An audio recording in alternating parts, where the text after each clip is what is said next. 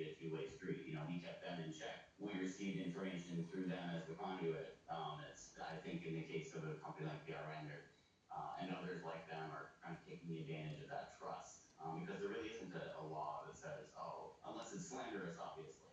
But you don't really find that in press releases. That's actually one of the areas where I will say they're on the up and up. You can't specifically call out somebody. You can't comment on, for example, a court case unless you have the docket number and you're directly involved in that particular case and the people involved in it. So you can't do anything like that. But as far as preventing propaganda, no, there's really nothing aside from SmithKline to prevent that. I'm glad you used the word propaganda because it's just a fancy word that basically means you can be lied to for programming reasons. And I didn't realize we were going to cover Schmidt-Monroe. I would have looked up these things. Jason and I have covered this before. I have a very old clip on my YouTube channel that talks about BNRs, which we'll touch on in a minute here. But if I remember correctly, and don't hold my feet to the fire here, I'm coming as close as I can. I haven't thought about Schmidt-Month for about, I don't know, 3-4 years anyhow. If I recall correctly, it was revised somewhere around 2012.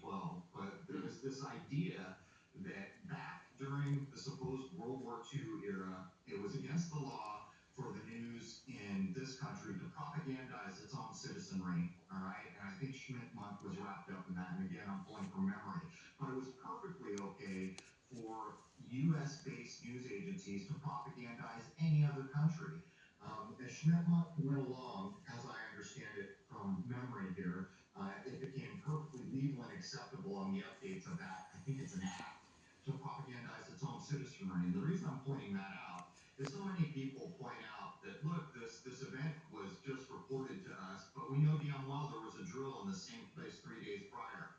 We even have reports of people watching them film the drills, and then lo and behold, the drill was actually doing the very same thing the supposed violent event gets handed off as. So I want to make it perfectly clear that people can go look up. As far as I am aware, there is absolutely no law that makes it illegal for the news to lie to people. And so that brings us around to BNRs. BNRs is a key part of local news. And so I'll just throw it to you, Tom. Can you begin to address what a BNR is and point out how it homogenizes messages across all local markets?